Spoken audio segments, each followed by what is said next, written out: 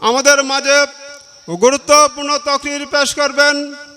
আজকের এই মহতী মাহফিলের সম্মানিত বিশেষ মুফাসসির, বিশিষ্ট ইসলামী চিন্তাবিদ ও গবেষক,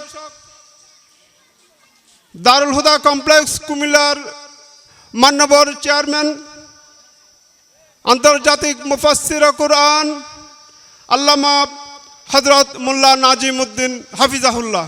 শুরুতে আমি আপনাদের জন্য এবং মা বোনদের জন্য একটি গুরুত্বপূর্ণ বিষয় দৃষ্টি আকর্ষণ করব। সেটি হলো, আপনার ঘরে যে সদস্যগণ আছেন, একেবারে 2 বছরের বা কথা বলতে পারে এমন বাচ্চা থেকে নিয়ে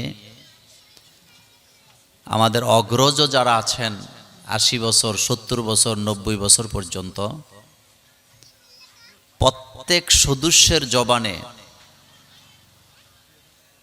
5টি জিকির সর্বক্ষণ যদি থাকে আপনার ঘরে, আপনার বাসায়, তাহলে আপনি অনুধাবন করবেন, বুঝে নেবেন আপনার ঘরে আল্লাহর জিকির আছে, ইসলাম আছে, আল্লাহ পাকের রহমত আছে, বারাকা আছে। কয়টা শব্দ একটু বলেন তো? 1 নম্বরে হলো বিসমিল্লাহ। বলেন সবাই একটু মহব্বত করে। আপনার বাচ্চাটাকে আপনি মৌজা পড়াচ্ছেন, বাচ্চা যদি বলে বিসমিল্লাহ, বুঝবেন আপনার ঘরে ইসলাম আছে। আপনি ভাত খাইতে বসছেন, সবাই যদি সমস্বরে বলেন বিসমিল্লাহ বলে খাওয়া শুরু করো, তাহলে বুঝবেন আপনার ঘরে কি আছে? ইসলাম আছে। আপনি ঘর থেকে বের হচ্ছেন, কি বলে বের হবেন? বিসমিল্লাহ। এই জন্য মায়েরা, বোনেরা যারা আসছেন, আপনাদেরকে অনুরোধ করব যে 5টি শব্দ আমি বলবো, এই 5টি শব্দ অবশ্যই সকলকে তালিম দিবেন। রাসূল বলছেন বাল্লিগু আন্নি ওয়ালাও আয়া। তাহলে 1 নম্বরে বিসমিল্লাহ। বিসমিল্লাহ যারা বলে তাদের সর্বকাজে বারাকা দান করেন কে? 2 নম্বরে ইনশাআল্লাহ। আপনার বাচ্চাটা স্কুলে রওনা দিছে, মাদ্রাসা রওনা দিছে, আপনি দোকানে রওনা দিছেন, আপনি আপনার অফিসে রওনা দিছেন। কেউ যদি জিজ্ঞেস করে আপনি কোথায় যাচ্ছেন, আপনি যদি বলেন আমি দোকানে যাব, আমি মাদ্রাসায় যাব, আপনি যে যেতে পারবেন তার কোনো গ্যারান্টি আছে? এজন্য আমরা মুসলমান হিসাবে আমরা বলি ইনশাআল্লাহ, কারণ আমাকে নেওয়ার দায়িত্বটা কার? আল্লাহ পাকের। আল্লাহ যদি চান আমি সেখানে যেতে পারবো, আল্লাহ যদি না চান তাহলে পথে মধ্যে আমি আটকে যাব, যাওয়ার কোনো ক্ষমতা নেই। কয়টা শব্দ গেল?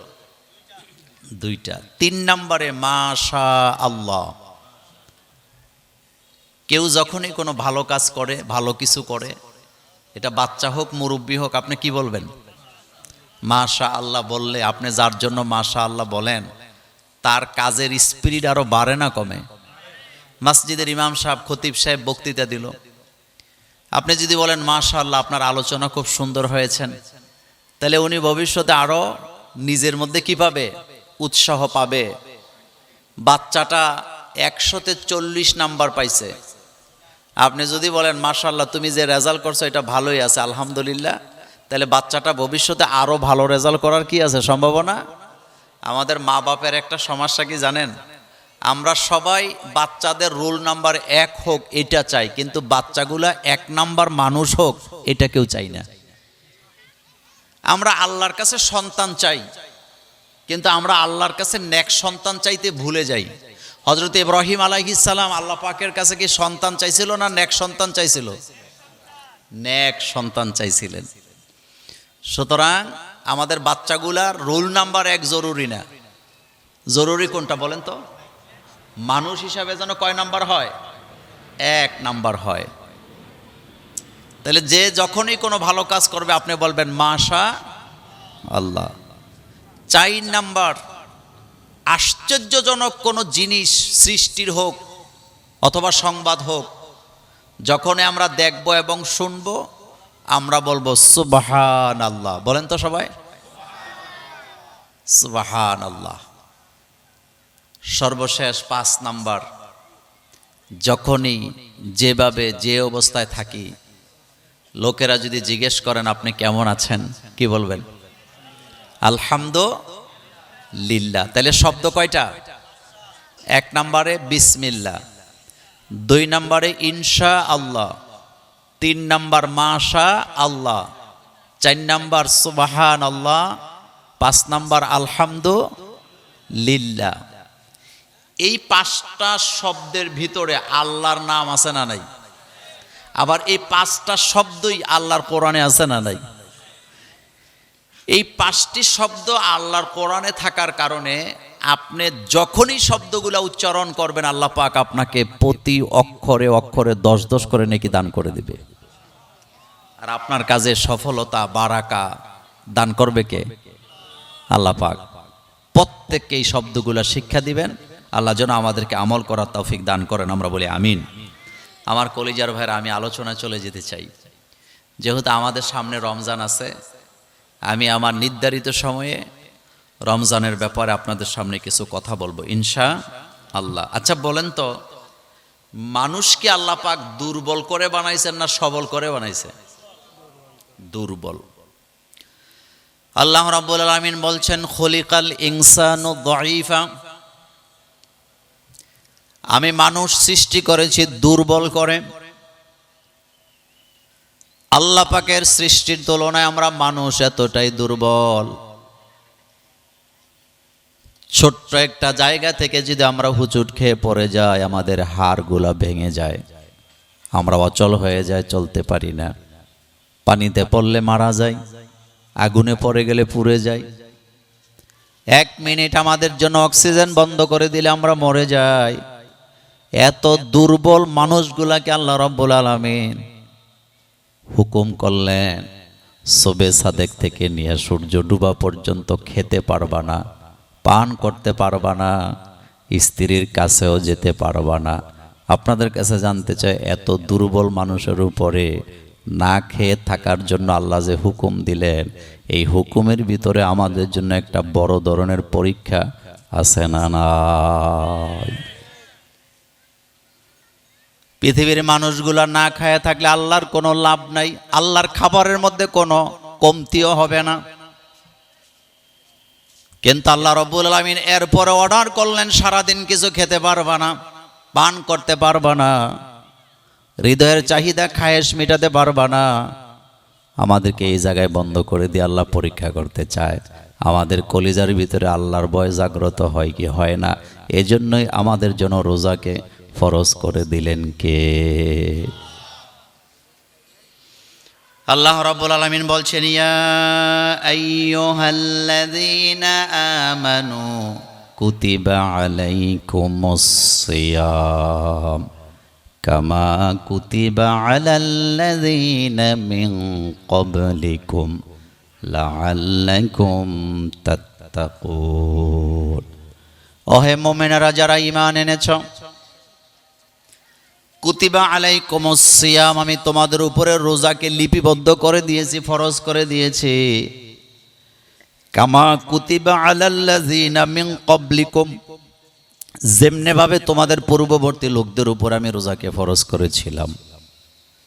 লাআল্লাকুম তাত্তাকুন, যাতে করে তোমরা আল্লাহর ভয় হৃদয়ে জাগ্রত করতে পারো, তাকওয়া অর্জন করতে পারো। তাইলে বোঝা গেল, না খেয়ে থাকার জন্য আল্লাহ যে অর্ডার করলেন, আমাদের হৃদয়ের ভিতরে আল্লাহর ভয় যাতে জাগ্রত হয়, আল্লাহর প্রতি ঈমান যাতে মজবুত হয়, দৃঢ় হয়, এজন্যই রোজাকে আমাদের প্রতি ফরজ করেছেন কে? খুব মনোযোগ দিবেন, আমি লম্বা কথা বলবো না, টাইমও পাবো না, আর বলিও না। আল্লাহ রাব্বুল আলামিন আমাদের জন্য রোজাকে ফরজ করলেন তাকওয়া অর্জন করার জন্য, অর্থাৎ আল্লাহর ভয় যাতে আমরা হৃদয়ে জাগ্রত করতে পারি। রমজানের মাসে আমাদের ঈমান যতটা দৃঢ় থাকে, রমজানের মাসে আল্লাহর হুকুম পালনে আমরা যতটা এগ্রেসিভ হই, যতটা দৃঢ় হই, স্থির হই, রমজানের মাসের বাইরে যদি তার 50% ঈমানও আমাদের হৃদয়ে বাস করত, এতদিনে বাংলাদেশে কোরআনের আইন কায়েম হয়ে যেত।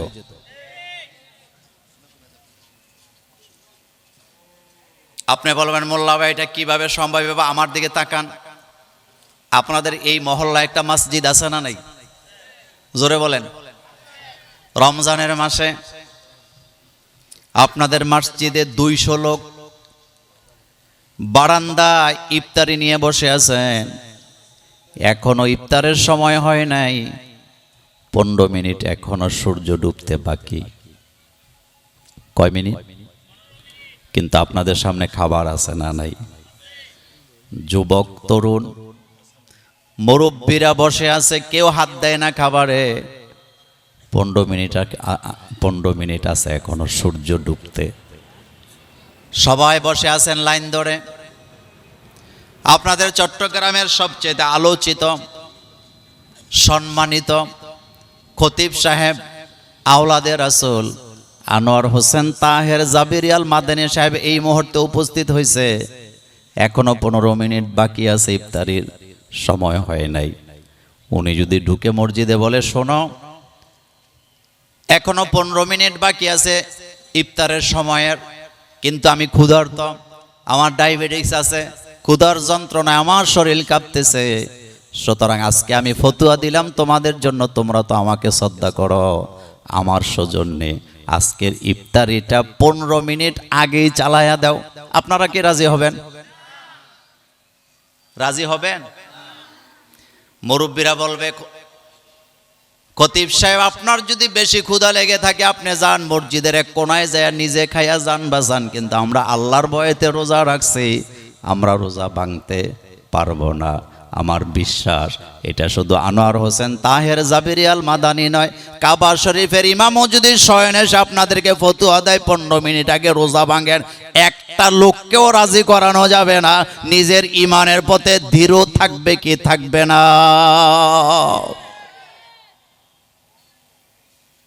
আপনাদের এলাকার একজন সন্ত্রাসী নেতা যে সাদাবাজি করে খায়, যাকে দেখলে সবাই ভয় পায়, এমন একটা লোক যদি মসজিদে আইসা বলে, ঠিক আছে এখন ইফতারির আরো 10 মিনিট বাকি আছে, আমার অর্ডার মানতে হবে, 10 মিনিট আগেই তোমরা ইফতারি করবা। সব জায়গায় তো আল্লাহর আইন মানা লাগে না, কিছু কিছু জায়গায় তো ছেড়ে দেওয়া লাগে। সুতরাং আমার অর্ডার, তোমরা 10 মিনিট আগে ইফতার করবা, যদি না করো প্রত্যেকের নামে 10টা করে মামলা দেব। এবার বোধহয় ইফতারি করবেন? করবে? বলবে না হবে না, কারণ রোজা রাখছি কার হুকুমে? 10টা নয় 40টা মামলাও যদি তুমি দেওয়ার হুমকি দাও লাভ হবে না। আল্লাহর ভয়ে রোজা রাখছে, এখানে আল্লাহর হুকুম অমান্য করা যাবে না।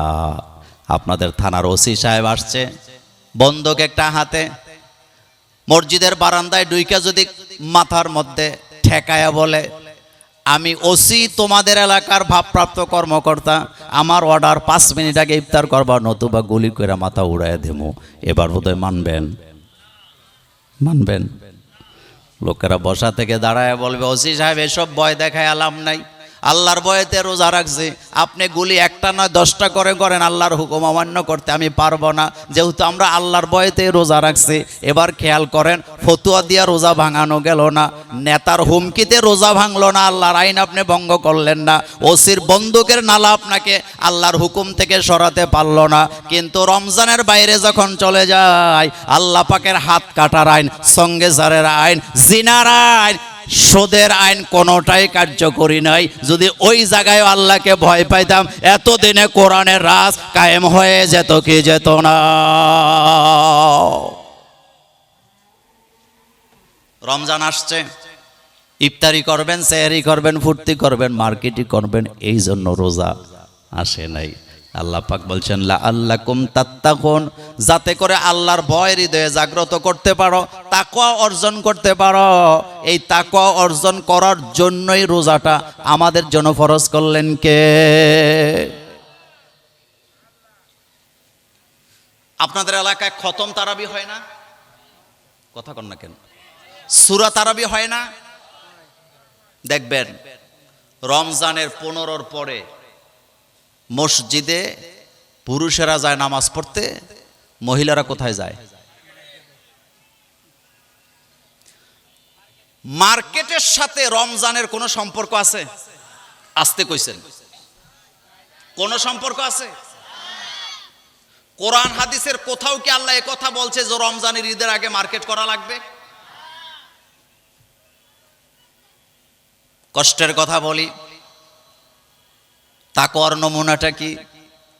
আমরা পুরুষেরা তারাবি নামাজ পড়ে আল্লাহর রহমত অন্বেষণ করতেছি, তাকে অর্জন করার জন্য মসজিদে দাঁড়ায় কষ্ট করতেছি। আর আমাদের স্ত্রীরা, আমাদের মেয়েরা, আমাদের বোনেরা মার্কেটে যাইয়া টাকার বস্তা নিয়ে উড়ায়, ধাক্কাধাক্কি করে, তাকওয়ার 12টা বাজায় দিয়ে আসতেছে। আমাদের ঈমান আমলকে ধ্বংস করা হচ্ছে।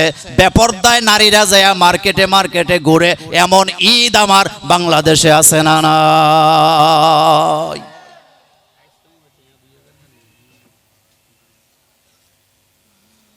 তাকওয়া জিনিসটা কি? তাকওয়া কি দেখা যায়? রাসূল বলছেন আত্তাকওয়া হা হুনা, এভাবে দেখাইছে রাসূল আঙ্গুল দিয়া। আত্তাকওয়া হা হুনা, তাকওয়াটা এই জায়গায় থাকে।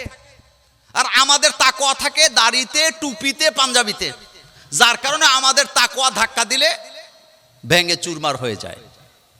গত বছরের আগের বছর বা তারও আগে কিনা আমার মনে নাই, আমি কুমিল্লা থেকে বাসে করে ঢাকা যাচ্ছি প্রোগ্রামে, রমজানের মাস। দাউদকান্দি ব্রিজটা যখন পার হইছে, বাসটাকে র্যাবের লোকের আটকাইছে। আটকাবার পরে তারা বাসের ভিতরে ঢুকলেন।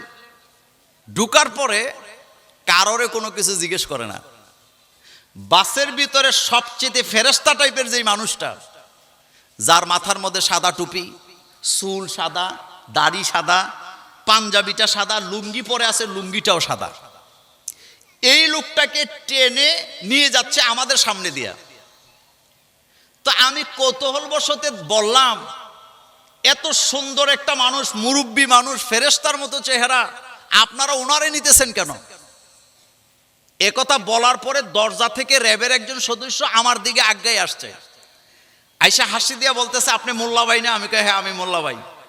কয় মোল্লা ভাই, আপনি তারে ফেরেশতা বলেন, সে ইয়াবা ব্যবসা করে। কি ব্যবসা করে? আচ্ছা আপনি বলেন তো, ইয়াবা ব্যবসা করা হালাল না হারাম? কথা আসতে কইছেন কেন?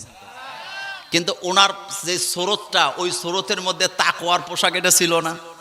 কিন্তু তার এই পোশাক তাকে অপরাধ থেকে বাঁচাতে পারে নাই। তার মানে বোঝা গেছে সে যে পোশাকটা পরছে মূলত নেক সুরতে ধোকা দেওয়ার জন্য পরছে। তার অন্তরের ভিতরে কি নাই? তাকওয়া নাই। আপনি আমার কথায় রাগ করেন, খুশি হন, সেটা আপনার ব্যক্তিগত ব্যাপার। রমজান থেকে যদি আপনি তাকওয়া অর্জন করে থাকেন, আপনি কখনো আপনার মেয়েকে, আপনার বোনকে, আপনার স্ত্রীকে 1 বস্তা টাকা দিয়া রাতের বেলা মার্কেটে ঘুরতে দিবেন না। বরং বড়জোর আপনি নিজে গিয়ে মার্কেট থেকে তাদেরকে যা কিনে দিবেন, এটা পেয়ে তারা বলবে আলহামদুলিল্লাহ, তাহলে বোঝা যাবে আপনার পরিবারের মধ্যে তাকওয়া আছে। আর যদি ঝগড়াঝাটি চলে, তাহলে বোঝা যাবে রমজান আমাদেরকে তাকওয়া শিক্ষা দিতে পারে নাই। এখন আসেন, রমজানটা রাখবেন কবে? আল্লাহ কি বলতেছেন? কয়দিন রাখবেন? পরের আয়াতে আল্লাহ পাক বলছেন আইয়ামাম মা'দুদাত। বান্দারে রমজানের কথা শুনে ভয় পেয়ে যায়ও না। আইয়ামাম মা'দুদাত, নির্দিষ্ট সময়ের জন্য আমি রোজাকে ফরজ করছি। এটা কার কথা? চট্টগ্রামের ভাইয়েরা একটা কথার জবাব দেন, রোজা কি 30টা ফরজ নাকি 1 মাস ফরজ? মনোযোগ আছে আপনাদের? রোজা কি 30টা ফরজ না 1 মাস ফরজ? আইয়ামাম মাদুদাত, নির্দিষ্ট সময়ের জন্য, এক মুদ্দত। মুদ্দতটা কি? এটা হতে পারে 29-এ, হতে পারে 30-এ। আমাদের দেশের মক্তবের মধ্যে আমরা পড়াই 30 রোজা 30 ফরজ। এটা বলি কি বলি না? আচ্ছা বলেন তো, 30 রোজা 30 ফরজ না 30 রোজা 1 ফরজ? সবাই বলেন।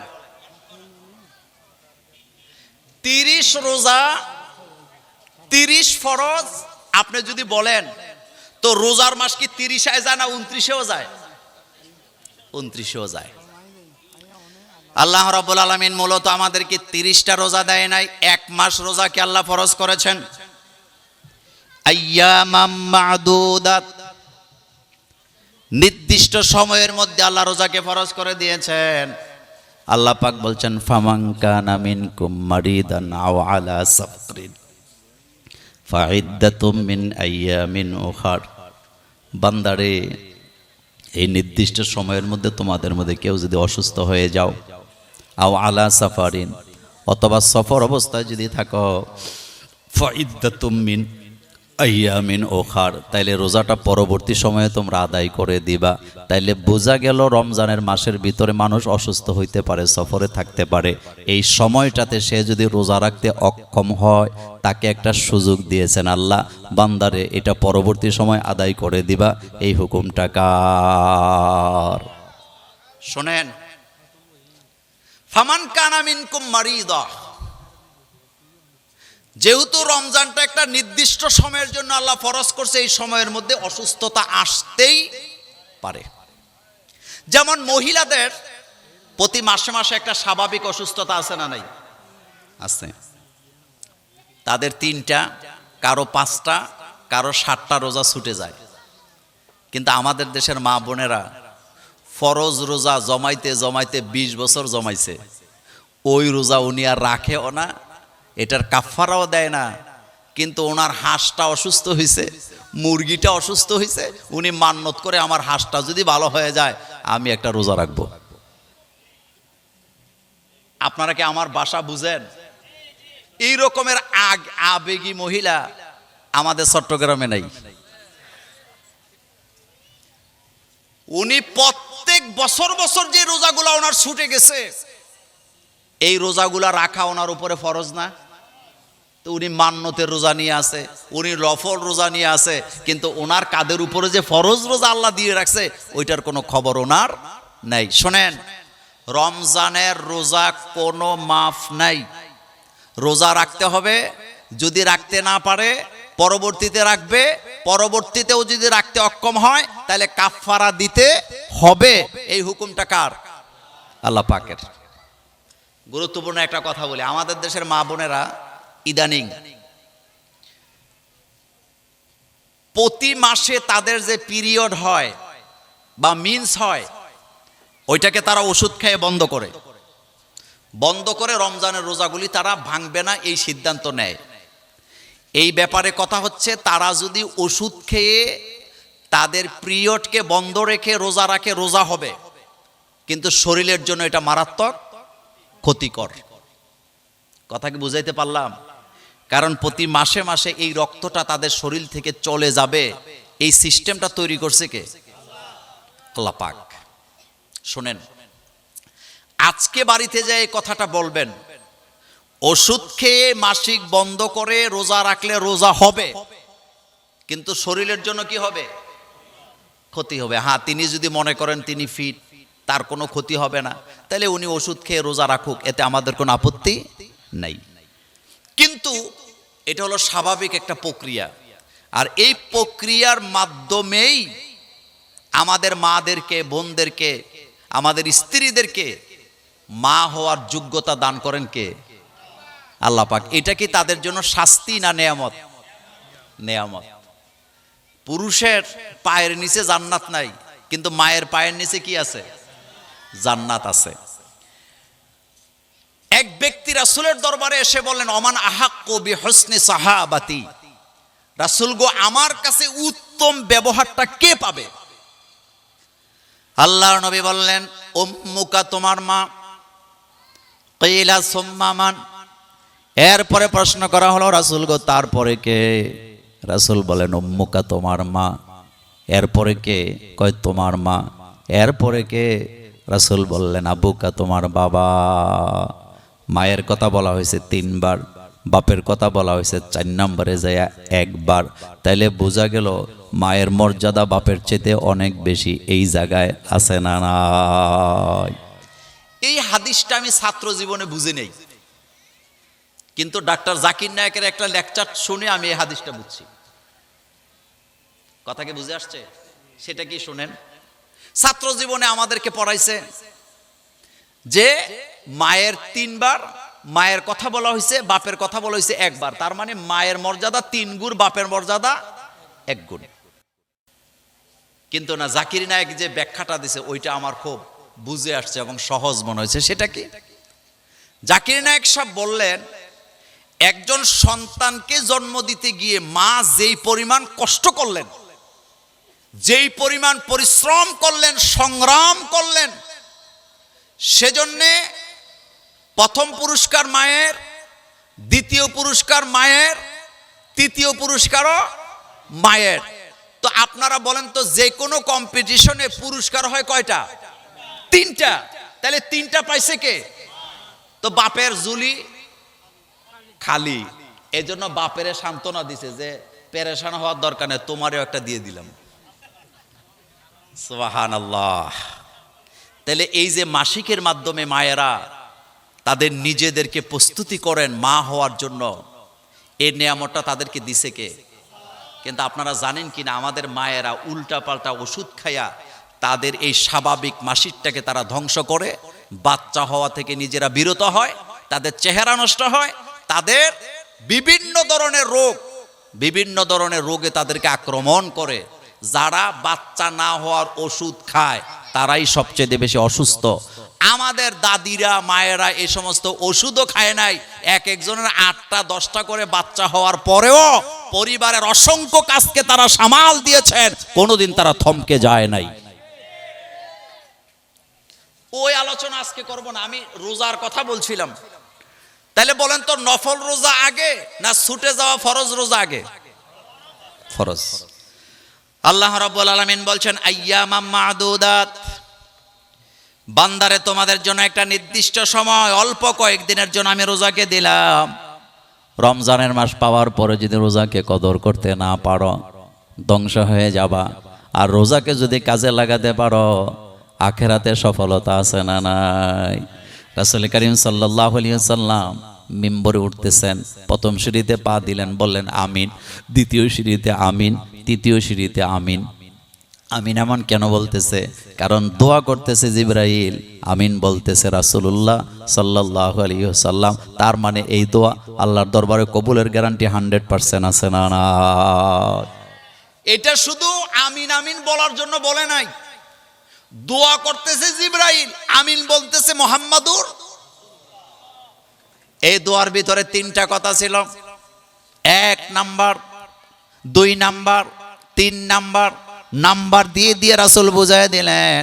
তার ভিতরে একটা রাসূল বললেন, রমজানের রোজা পাওয়ার পরে জিবরাইল দোয়া করতেছে, রমজানের রোজা পাওয়ার পরে যারা তাদের রবের কাছ থেকে নিজেদের গুনাহগুলো মাপ চাইয়া নিতে পারলো না, তারা ধ্বংস হয়ে যাক। রাসূল কয় আমিন। তার মানে দোয়া করে জিবরাইল, আমিন বলে রাসূলুল্লাহ, এই দোয়া মাটিতে আসে না, আরশে আজিমে চলে গেছে। রাসূল জিবরাইল দোয়া করতেছে, যারা আব্বা আম্মারে পাওয়ার পরে খেদমত করে নিজের জান্নাতি বানাতে পারলো না, তারা ধ্বংস হয়ে যাক। রাসূলুল্লাহ কয় আমিন। এবার বলতেছে, রাসূল গো, মুহাম্মদ সাল্লাল্লাহু আলাইহি ওয়াসাল্লামের নাম শোনার পরেও যারা বখিলামি করলো, দুরূদ পড়তে পারলো না, তারা ধ্বংস হয়ে যাক। রাসূল কয় আমিন। তাইলে দোয়া করলেন জিবরাইল 3টা, রাসূল আমিনও বললেন 3 বার। এই 3 দোয়া জমিনে আছে না আরশে আজিমে চলে গেছে। আইয়ামা মাদুদাত, বান্দারে ভয় পাওয়ার কারণে অল্প কয়েকদিনের জন্য আমি রোজাকে দিচ্ছি।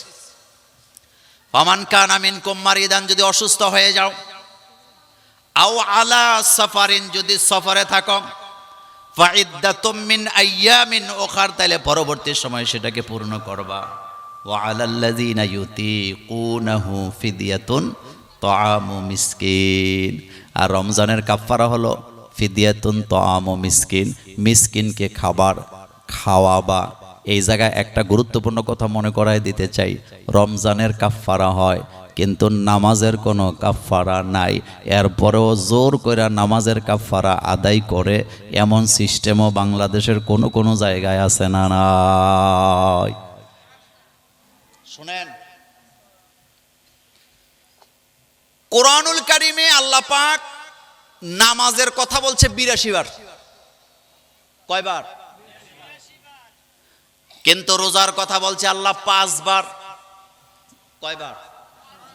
5 বারের রোজার কথা বলতে যাইয়া এক জায়গায় বলে দিয়েছেন ফিদিয়াতুন তাআমু মিসকিন। রোজা যদি রাখতে অক্ষম হও, ফিদিয়া দিবা, মিসকিন খাওয়াবা। কিন্তু নামাজের কথা 82 জায়গায় বলার পরেও আল্লাহ পাক কোথাও বলে নাই তোমরা নামাজের ফিদিয়া দিবা। তার কারণ হলো নামাজের কোনো কাফফারা হয় না। নামাজের কাফফারা নামাজ, নামাজের কাফফারা আদায় করতে হবে নামাজ দিয়া। নামাজের কাফফারা নামাজ, নামাজ ছেড়ে দেওয়া যাবে না। পতেঙ্গা সৌকতে যাইয়া আপনার নৌকা ডুবে গেছে, আপনি গলা সমান পানিতে ডুবে আছেন, কিন্তু আপনার হুশ আছে, জ্ঞান আছে, নামাজ কি পড়তে হবে না? নামাজ মাফ হবে? কোনো মাফ? আপনি দাঁড়াতে পারেন না, সব সময় বসে থাকতে হয়, নামাজ কি পড়তে হবে না? মাফ পাবেন? আল্লাহ কয় দাঁড়াতে হবে না, বসে বসে পড়।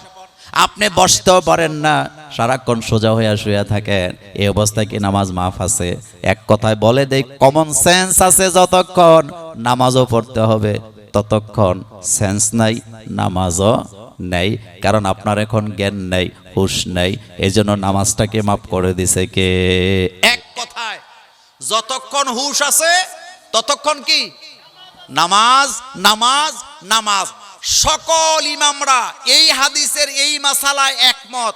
মান তারাকা সালাতান মুতাআম্মিদান ফাকাদ কাফারা, যারা ইচ্ছা করে এক ওয়াক্ত নামাজ ছেড়ে দিল তারা আল্লাহর সাথে কুফরি করলো। এই জায়গায় চার ইমামের সকল ইমাম একমত, যারা নামাজ পড়ে না তাদের ঈমান নাই। যারা নামাজ পড়ে না তাদের কি নাই? ঈমান নাই। মান তারাকা সালাতান মুতাআম্মিদান, এক ওয়াক্ত নামাজও যদি ইচ্ছা করে ছেড়ে দেয়, উযর ছাড়া, আপত্তি ছাড়া, ফাকাত কাফারা, তারা কুফরি করলো। কার সাথে? আল্লাহ পাকের সাথে। তো এই কথাটা আমি এইভাবে বুঝাইলাম, রোজার কাফারা হয়। আপনার আব্বা, আপনার আম্মা, আপনার দাদা, আপনার দাদি, অথবা পরিবারের কেউ রোজা রাখতে অক্ষম। রোজা রাখতে কি অক্ষম, তিনি পারবে না, তার শরীরে কুলাচ্ছে না, ডাক্তার নিষেধ করে দিয়েছেন তিনি রোজা রাখতে পারবেন না, তাইলে তিনি পরবর্তী সময়ে রোজাটা রাখবেন। যদি পরবর্তী সময়ে সুস্থতার কোনো সম্ভাবনা নাই, আর জালিল উমরে চলে গেছে, বার্ধক্যজনিত কারণ এমন অবস্থায় গেছে যে উনি রোজা রাখতে সক্ষম হবেন না, তাইলে ফিদিয়াতুন তাআমু মিসকিন, একজন মিসকিনকে খাওয়াবেন। খাবারটা নিজে খাবেন গরু গোস্ত দিয়া, আর আপনি যারে রোজার জন্য খানা খাওয়াইতেছেন তারে খাওয়াবেন আলু ভর্তা দিয়া, শুটকি দিয়া। ব্যাপারটা কি এমন? এই অভ্যাস আমাদের মধ্যে আছে না নাই? শোনেন, ঘরের মধ্যে পোলাও রান্না করছে, মুরগি রান্না করছে, রোস্ট রান্না করছে, গরুর গোশত, চট্টগ্রামের গরু গোশত রান্না করছে। চট্টগ্রামের অনেক রান্না মজা মশলা দিয়া করে। একজন ভিক্ষুক বা মিসকিন এসে দরজায় দাঁড়িয়ে বললেন, আমাকে খেতে দেন।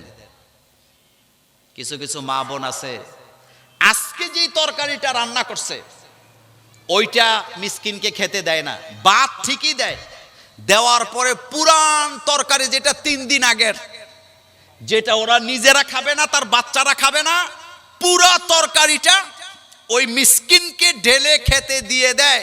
আসলে মূলত তরকারি ওরে দেয় নাই, যেটা ফজল, এটা ফেলে দিতে হবে, ওইটা তারে দিয়া বিদায় করেন। এরকমের মন মানসিকতার লোক আমাদের চট্টগ্রামে নাই। হযরত উম্মে সালমা রাদিয়াল্লাহু তাআলা আনহার ঘরে রাসূল ঢুকলেন, ঢুকে জিজ্ঞেস করলেন, উম্মে সালমা ঘরের ভিতরে কি কোনো খাবার আছে নাকি? উম্মে সালমা কয়, হ্যাঁ হুজুর, আপনার জন্য রুটি আর গোশত রাখা আছে। রাসূল বললেন, নিয়ে আস, আমি খাবো।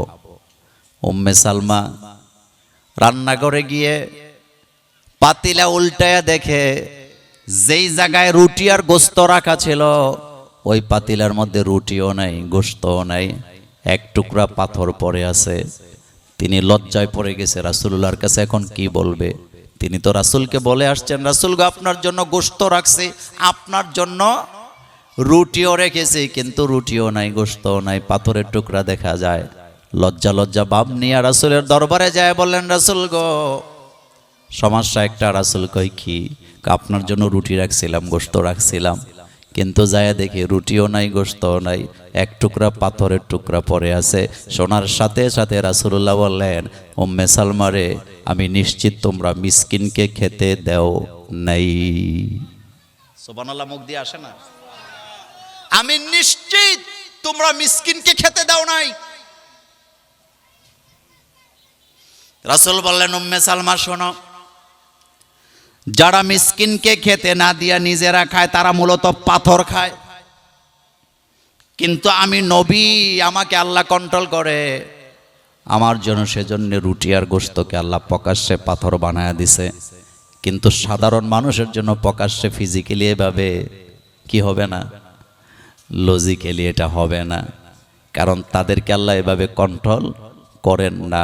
যারা মিসকিনকে না দিয়া খায় তাদের হৃদয় দিনে দিনে শক্ত হয়ে যায় পাথরের মতো, তাদের ইমানটাও সেই পর্যায়ে চলে যায়, ইমানের মজার তারা জীবনে খুঁজে পায় না, মিসকিনকে খেতেই দিতে চায় না। এই বখিলামি আমাদের মধ্যে আছে না নাই? আমি নিশ্চিত আপনারা ম্যাক্সিমাম লোক গ্রাম থেকে আসছেন, কথা ঠিক না? আগের দিনের ঘরে ঘরে অভাব ছিল, কোন রকমে খাবার খাইতো। কিন্তু পাতিলার মধ্যে যখন চাউল নিত রান্না করার আগে, দৌত করার আগে, যেই চাউলটা 5 জন 6 জন সদস্যের জন্য নেওয়া হলো, ওখান থেকে আবার মহিলারা এক মুষ্টি চাউল আলাদা করে রেখে দিত। দিত কি না? এটারে কি চাউল বলে? মুষ্টি চাউল, মুঠি চাউল। এটা কেন রাখছে বলেন তো? উনি বিক্রি করে পান খাবে? কেন রাখছে বলেন তো? দান করার জন্য। অভাবের সংসার ছিল, এখনকার মতো 50 কেজি চাউলের বস্তা কেউ কিনতে পারে নাই। 5 কেজি 2 কেজি 1.5 কেজি করে চাউল কিনে আনতো। কিন্তু সবার জন্য মেপে মেপে চাল দেওয়ার পরেও এক মুষ্টি চাউল দান করার জন্য রেখে দিত। আর এখন ড্রাম ভর্তি, পাতিলা ভর্তি ভাত থাকার পরেও, চাউল থাকার পরেও ভিক্ষুককে গেটের ভিতরে ঢুকতে দেয় না। এই রকমের অমানবিকতা বাংলাদেশে আছে না নাই? নামাজ না পড়লে জাহান্নামে যাওয়া লাগবে, এই কথা যেমন সত্য, মিসকিনকে খেতে না দিলেও জাহান্নামে যাওয়া লাগবে, এই কথাটাও কোরআনে আছে না নাই? মা সালাকাকুম ফি সাকার ক্বালু লাম নাকু মিনাল মুসাল্লিন ওয়া লাম নাকু নুতঈমুল মিসকিন। জাহান্নামীরা যখন জাহান্নামে যাবে, জাহান্নামীদেরকে প্রশ্ন করা হবে, জাহান্নাম তো বড় খারাপ জায়গা, তোমরা কেন জাহান্নামে এলা? তারা বলবে, প্রথম কথাটাই বলবে, লাম নাকু মিনাল মুসাল্লিন, আমরা নামাজি ছিলাম না, বেনামাজি ছিলাম, নামাজকে আমরা অবহেলা করেছি, নামাজ পড়তাম না। 2 নাম্বার কথা এটাই বলবে, ওয়ালাম নাকু নুতঈমুল মিসকিন, আমরা মিসকিনকে খেতে দিতাম না। বন্ধু বান্ধব নিয়ে খেতে বসেছে, 22 রকমের তরকারি রান্না করার পরেও আমোদ ফুর্তি করে খায়। কোনো মিসকিন এসে যদি মিসকিন সওয়াল করে, কিছু চায়, তখন চোখ রাঙ্গায় বলে, তুই কি আর কোনো সময় পাইলি না? খাওয়ার সময় ডিস্টার্ব করস কেন? এমন কথা বলার মতো মুসলমান চট্টগ্রামেও আছে না নাই? নামাজ না পড়লে যেই ক্যাটাগরিতে যেই অবস্থায় জাহান্নামে যাওয়া লাগবে, একই আয়াতে আল্লাহর ফতোয়া, মিসকিনকে খেতে না দিলেও জাহান্নামে যাওয়া লাগবে। একই আয়াত। আয়াত কয়টা? একই আয়াত, একই ক্যাটাগরিতে বলা হয়েছে, ওয়ালাম নাকু নুতঈমুল মিসকিন, ওয়ালাম নাক, এই কথাই বলা হয়েছে, আমরা মিসকিনকে কি দিতাম না? খেতে দিতাম না। রোজার ব্যাপারে কথা বলছিলাম আমার কলিজার ভাইয়েরা। তাহলে বোঝা গেল রোজা যারা রাখতে পারবে না তারা ফিদিয়া দিবেন। ফামান তাতাওয়া খাইরান ফাহুয়া খায়রুল লাহু, কিন্তু কেউ যদি রোজাটা রাখতে পারে এটাই তার জন্য উত্তম। ওয়া আনতাসুমু খায়রুল লাকুম, রোজাটা রাখো এটাই তোমাদের জন্য ভালো। ইন কুনতুম তা'লামুন, যদি তোমরা বুঝে থাকো, জেনে থাকো। আমার কলিজার ভাইয়েরা, রোজা আমাদেরকে যে ভ্রাতৃত্ব শিক্ষা দেয়, ভালোবাসা শিক্ষা দেয়, যে হাতটাকে বড় করে দিয়ে যায়, রোজার পরেও যদি আমরা এই অবস্থায় থাকতে পারতাম, আমাদের সমাজটা জান্নাতের বাগানে পরিণত হয়ে যেত। আপনাদের এই ওয়ার্ডটা কয় নাম্বার? 41 number ward. নাজিরপাড়া মসজিদের বারান্দার সামনে 2টা রিকশাওয়ালা 10 টাকা 10 টাকা করে 20 টাকার বোট কিনা সিদ্ধান্ত নিয়েছে নাজিরপুরের মসজিদের বারান্দায় বসে তারা ইফতারি করবে। রিকশাওয়ালারা তো বেশি পয়সাওয়ালা হয় না, গরিব মানুষ। টাকা দিছে 10 টাকা 10 টাকা, মুড়ি নিছে 10 টাকার, বুট নিছে 10 টাকা, পত্রিকা বিছাইয়া বুট আর মুড়ি এখানে রাখছে।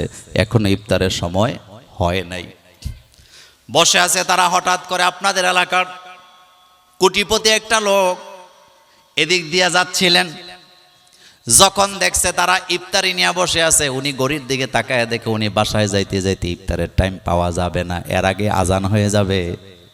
রিক্সাওয়ালারা বোট নিয়ে বসে আছে, ওই দিকে তিনি তাকায় না। রমজান আমাদেরকে এতটা নমনীয় করে, কোটিপতি পর্যন্ত রিক্সাওয়ালা সাথে ইফতারি করার জন্য বসে যায়। এই দৃষ্টান্ত, এই দৃশ্য সারা পৃথিবী জোড়া আছে না নাই? ইফতারি নিছিল মূলত তারা 2 জনের, কিন্তু বসতে বসতে বসতে বসতে 20 জন বসছে চতুর্দিকে। কারো চেহারায় বিরক্তি নাই, খাইতে পাবো না, বেশি খাবো কোত্থেকে, এই কথা কারো মনে নাই। সবার হৃদয়ে আনন্দ, একসাথে ইফতারি করব, ভ্রাতৃত্বের দৃষ্টান্ত। এখানে সব দলের লোকেরা বসছে, ধনীরাও বসছে, গরিবেরাও বসছে, একসাথে ইফতার করার জন্য। কেউ বিরক্তি হয় না, একজন আরেকজনেরও ধাক্কা দেয় না। রমজানের ভিতরে ইফতার মাহফিলে আমরা যতটা ভ্রাতৃত্ব দেখাই, রমজানের বাইরে যদি একজন আরেকজনের জন্য ভালোবাসা এভাবে জাগ্রত হতো, তাইলে ক্ষমতার জন্য, সম্পদের জন্য একজন আরেকজনের বিরুদ্ধে মিথ্যা মামলাও দিতে পারতাম না, কেউ কাউকে খুনও করে দিতে পারতাম না।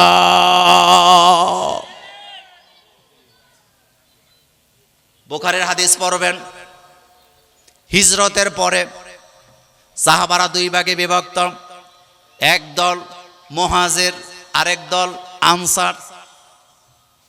আনসার সাহাবাদের দোকান আছে, কিন্তু যারা হিজরত করছে মুহাজিরদের কোনো দোকান নেই। রাসূলুল্লাহর দরবারে যায়, কয় রাসূল গো, আমার তো দোকান আছে, কিন্তু আমার যে সমস্ত ভাইয়েরা হিজরত করে আইছে তাদের তো দোকান নাই। আমি আমার তো 2টা দোকান, আমি একটা দোকান আমার যে কোনো মুহাজির ভাইকে দিতে চাই। হযরত আবু বকর সিদ্দিক সেখানে হাজির হলেন। সাহাবা বলতেছে, আবু বকর, মক্কা থেকে আসছো, তোমার তো কিছুই নাই, আমার 2টা দোকান আছে, তুমি একটা দোকান নিয়ে যাও। জীবনে বলতেন। শুধু তাই নয়, একজন সাহাবা এসে হাজির হইলেন, বলতেছে, আমার 2টা স্ত্রী, আমার মুহাজির ভাইয়ের কোনো স্ত্রী নাই, আমি বউ নিয়ে রাতের বেলা ঘুমাবো, আনন্দ ফুর্তি করব, কিন্তু আমার মুহাজির ভাই বউ ছাড়া ঘুমাবে, এটা হতে পারে না। আমি আমার 2 স্ত্রীকে হাজির করলাম, আমার স্ত্রীদেরকে সে দেখবে, তার কাছে যাকে পছন্দ হবে আমি তাকে তালাক দেব। ইদ্যতের পরে আমার ভাই মুহাজির তাকে বিয়ে করবে, আমার ভাই বউ ছাড়া থাকুক, এটা আমি চাই না। আমার একটা স্ত্রীকে আমি তালাক দিয়া তার বউ হিসাবে তার কাছে দিতে চাই। এটাকে বলে ভ্রাতৃত্ব, এটাকে বলে ভালোবাসা। আর স্বার্থের জন্য বন্ধু শত্রু হয়ে যায়, এই দৃষ্টান্ত বাংলাদেশে আছে না নাই? স্যাক্রিফাইস খালি ইংরেজি বললে হবে না। স্যাক্রিফাইস মানেটা কি? নিজের বউকে তালাক দিচ্ছে আরেক ভাই যাতে বউ ছাড়া থাকতে না পারে, এর চাইতে ভ্রাতৃত্বের দৃষ্টান্ত পৃথিবীর কোন রাষ্ট্র দিতে পারবে না, যেটা রাসূলুল্লাহ সাহাবারা দিছে। রমজানের মাস আসছে তাকওয়ার শিক্ষা দেওয়ার জন্য। যাকাতের নামে আমাদের দেশে ফাইজলামি আছে না নাই? মশারি যত পাতলা, যাকাতের কাপড় তার চেয়ে আরো পাতলা। আপনাদের চট্টগ্রামে এগুলো চলে না? যাকাত এই জন্য আসে নাই। যাকাত দিলে মাল বাড়ে না কমে? এটার অর্থটাই আমরা বুঝি না। আমাদের দেশে ম্যাক্সিমাম লোক মনে করে যে যাকাত দেয় তার মাল বাড়ে না। যাকাত দিলে রাষ্ট্রের মাল বাড়ে। কিভাবে বাড়ে শুনেন। মনে করেন বাংলাদেশে এই বছর 5 লক্ষ লোকে যাকাত দিল। কয় লাখ? তো 5 লক্ষ লোকে 5 লক্ষ লোকের যাকাত দিছে। এত পরিমাণে যাকাত দিছে, ওই 5 লক্ষ লোক স্বাবলম্বী হয়ে আগামী 1 বছর পরে তারা 5 লক্ষ লোকও যাকাত দিতে পারবে। মনে করেন 2025 সালে যাকাত দিছে 5 লক্ষ লোকে, যাকাত গ্রহণ করছে 5 লক্ষ লোকে। 25-এ যেই 5 লক্ষ লোক যাকাত গ্রহণ করেছিলেন, 26-এ যাইয়া ওই 5 লক্ষ লোক যাকাত দাতার কাতারে চলে গেছে। তো আগে ছিল 5 লাখ, এখন যোগ হয়েছে 5 লাখ। কয় লাখ হয়েছে? 10 লাখ। তাহলে 2027 সালে যাইয়া যাকাত দাতার সংখ্যা কত? কথা কর না কেন? এভাবে বাড়ে। বাদশাহ আব্দুল আজিজের যুগের একটা ঘটনা আমরা পড়ছিলাম। এক বেচারা জাকাতের কতগুলা মাল, স্বর্ণ অলংকার, টাকা পয়সা পোটলা বানাইয়া জীর্ণ শীর্ণ অবস্থায় 2 দিন ধরে ঘুরছে, কিন্তু জাকাতটা নিবে এরকমের গরিব পায় নাই। আচ্ছা বলেন তো, জাকাত যারা দেয় তারা করুণা করে, না জাকাত যারা গ্রহণ করে তারা বড় লোকের জাহান্নাম থেকে মুক্তি করে দেয়? কিন্তু আমাদের দেশে যারা জাকাত দেয় তারা নিজেদেরকে নওয়াবজাদা নসরুল্লাহ মনে করে আমি বড় লোক, আমি তারে দিছি। না, জাকাত যারা নেয় তারা আপনাকে মুক্ত করে দেয়, কারণ তারা জাকাত না নিলে আপনি জাকাত দিয়ে মুক্ত হবেন কিভাবে? লোকটা জীর্ণ শীর্ণ অবস্থায় বসে আছে একটা গাছের নিচে, হাঁপায় গেছে, জাকাত কারে দিব, লোক তো পাইতেছে না। এমন সময় দেখতেছেন একটা লোক কুজা হয়ে একটা বস্তা নিয়ে আসতেছে, জিজ্ঞেস করতেছে, দেখে খুব খুশি হয়েছে, সালাম দিয়ে বলতেছে, ভাই আজকে 2 দিন পর্যন্ত আল্লাহ আল্লাহ করতেছি আর ঘুরতেছি, জাকাতের মালটা দিয়ে যে মুক্ত হব এরকমের একটা লোক পাই নাই। তোমার বস্তা আর তোমার শরীরের অবস্থা দেখে আমার বুঝে হয়েছে আল্লাহ বোধহয় তোমারে আমার কাছে পাঠাইছে, আমি যেন জাকাতটা দিয়ে মুক্ত হতে পারি। ধরো আমার এই জাকাতের পোটলাটা নিয়ে তুমি আমাকে মুক্ত করে দাও। বস্তাওয়ালা বলতেছে, বেটা তুমি 2 দিন ঘুরতেছ আর আমার কাঁধে যে বস্তাটা দেখতেছ এটা নিয়ে আমি 7 দিন পর্যন্ত ঘুরতেছি রাস্তায় রাস্তায়, কিন্তু জাকাতটা কাকে দেব এমন একটা লোক আমি খুঁজে পাই নাই। আমাদের বাংলাদেশে জাকাত নিজে খরচ করে জাকাত দেয়। আগামীতে নির্বাচন করবে, এলাকায় 10 টাক শাড়ি কাপড় দিতে হবে, এরকমের মন মানসিকতা আছে না নাই? জাকাতের মাসালা মসজিদ থেকে জেনে নেবেন, ইমামের কাছ থেকে সেদিকে গেলাম না, আমি কথাটা এদিকে আনি। তাইলে রোজা কি লম্বা সময় আল্লাহ ফরজ করলেন, না অল্প কয়েকদিনের জন্য ফরজ করলেন? আপনি চাঁদ দেখে রোজা শুরু করবেন, আপনি চাঁদ দেখে রোজা কি করবেন, ভঙ্গ করবেন। আমাদের দেশের কিছু ভাইয়েরা ফেতনা ছড়ায়, কয় সৌদি আরবের সাথে মিলাইয়া রোজা রাখলে সমস্যাটা কি? সৌদি আরবের সাথে রোজা মিলাইয়া রোজা রাখলে সমস্যা আছে না নাই সেটা আপনারা বের করবেন, কিন্তু আমি আপনাদেরকে একটা কথা জিজ্ঞেস করি, আমাদের ইবাদত সৌদি আরবের সাথে মিলাইয়া আমরা করি না, আমাদের মতো আমরা করি? আচ্ছা বলেন তো, আমরা যখন মাগরিবের নামাজ পড়ি, সৌদি আরবের লোকেরা যদি তখন আমাদের সাথে তাল মিলাইয়া বলে যে বাংলাদেশের ভাইয়েরাও তো আমাদের ভাই, সুতরাং আমরা মাগরিব করব যতটায়, সৌদি আরবের ভাইয়েরাও যদি আমাদের সাথে তাল মিলাইয়া মাগরিবের নামাজ একই সময় পড়ে, সৌদি আরবের লোকদের মাগরিবের নামাজ হবে তো? কথা কন না কেন? সৌদি আরবের লোকেরা যেই সময়টাতে মাগরিবের নামাজ পড়ে, আমরা যদি সেই সময় মাগরিব পড়ি, আমাদের নামাজ হবে তো? সৌদি আরবের লোকেরা যেই সময় ইফতার করে, অথবা আমরা যেই সময় ইফতার করি, সৌদি আরবের লোকেরা যদি আমাদের সাথে মিলাই ইফতার করে, তাদের রোজা হবে তো? টাইমটা এইভাবেই সেট করছে কে? শুনেন, বাংলাদেশেই তো টাইম একটার সাথে আরেকটা ঠিক নেই। শীতকালে আমরা ফজরের জামাত করি 6:10-এ, কিন্তু গরমকালে করি 4:30-টায়। টাইম কি মিলল? শীতকালে মাগরিবের নামাজ পড়ি 5টায়, এশা পড়ি 6:45-টায়, কিন্তু গরমকালে 6:55 পর্যন্ত মাগরিবের আজান হয়, 7টা বাজে মাগরিব পড়ি। তো আমাদের ভূখণ্ডেই তো টাইম ঠিক থাকে না, আপনি সারা পৃথিবীর টাইম এভাবে মিলাতে পারবেন না। রাসূলুল্লাহ সাল্লাল্লাহু আলাইহি ওয়াসাল্লাম টাইম বলেন নাই, রাসূল বলেছেন চাঁদ দেখে রোজা রাখবা, চাঁদ দেখে রোজা ভঙ্গ করবা, অর্থাৎ চাঁদ দেখেই তোমরা ঈদ করবা। আমার কলেজার ভাইরা, তাহলে বোঝা গেল আল্লাহ আমাদেরকে রোজা দিছে আমাদের তাকওয়া অর্জন করার জন্য। এর পরের আয়াতে আল্লাহ পাক বলছেন, শাহরু রমাদানাল্লাযী উনজিলা ফীহিল কুরআন হুদাল লিন্নাস ওয়া বায়্যিনাতিম মিনাল হুদা ওয়াল ফুরকান।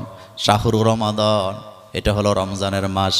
আল্লাযী ফিহি, এই মাসে, উনজিলা, নাজেল করেছেন, আল কোরআন, কোরআন, হুদাল লিন্নাস, মানুষের হেদায়েতের জন্য। তাইলে বোঝা গেল কোরআনকে হেদায়েতের জন্য নাজেল করেছেন কে? হুদাল লিন্নাস ওয়া বাইয়িনাতিম মিনাল হুদা ওয়াল ফুরকান, সত্য মিথ্যাকে পার্থক্য করার জন্য এই কোরআন আল্লাহ রাব্বুল আলামিন আমাদের জন্য নাযিল করেছেন। রাসূল কারীম সাল্লাল্লাহু আলাইহি ওয়াসাল্লাম কোরআনের ব্যাপারে বলেছেন, মান ক্বালা বিহি সাদাকা, যারা কোরআন দিয়ে কথা বলে তারা সত্য কথা বলে। ওমান হাকামা বিহি আদালা, যারা কোরআন দিয়ে বিচার করে তারাই ন্যায় বিচার করে। তাহলে বোঝা গেল এই জাতি, এই মানুষগুলা, এই লোকগুলা ন্যায় বিচার থেকে বঞ্চিত থাকবে ততদিন আল্লাহর জমিনে আল্লাহর কোরআনের আইন কায়েম করা যাবে না যতদিন। রাসূল কারীম সাল্লাল্লাহু আলাইহি ওয়াসাল্লাম এমন একটা রাষ্ট্র ব্যবস্থা কোরআন দিয়ে চালু করে গেলেন, যেই রাষ্ট্রের ব্যাপারে রাসূল নিজেই বলছেন, খায়রুল কুরুনি করনি সুম্মাল্লাযীনা ইয়ালুনাহুম সুম্মাল্লাযীনা ইয়ালুনাহুম, সর্বশ্রেষ্ঠ যুগ হলো আমার যুগ, এরপরে আমার সাহাবাদের যুগ, তাবিঈদের যুগ। আমার কলিজার ভাইয়েরা, আমরাও যদি আমাদের যুগটাকে শ্রেষ্ঠ জায়গায় নিয়ে যেতে চাই, আল্লাহর কোরআনের আইন সব জায়গায় কায়েম করার দরকার আছে না নাই? আল্লাহ রাসূল কোরআনের রাজ কায়েমের জন্য হিজরত করলেন, তায়েফের জমিনে রক্ত দিলেন, বদরের যুদ্ধে সংগঠিত হলো, রাসূল নেতৃত্ব দিলেন, উহুদের যুদ্ধ সংগঠিত হলো, রাসূল নিজে রক্ত দিলেন, দান্দান মোবারক শহীদ হলো, রাসূলের মাথার ভিতরে লোহার তাজ ঢুকে গেল। আমার কলিজার ভাইয়েরা, আল্লাহ রাসূল 27টা যুদ্ধে নেতৃত্ব দিয়া তারপরে মদিনায় কোরআনের রাষ্ট্র কায়েম করলেন।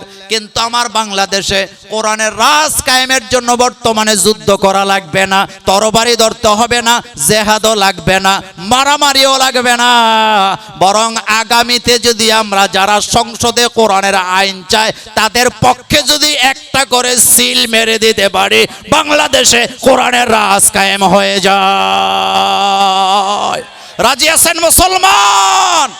দুই হাত উঁচু করে আমার আল্লাহকে দেখায় দেন।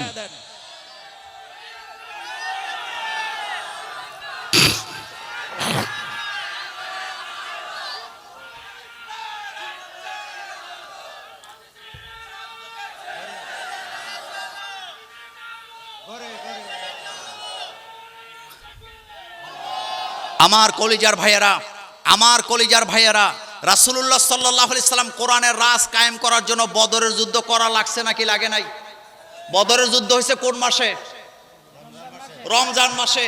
উহুদের যুদ্ধ করা লাগছে কি লাগে নাই?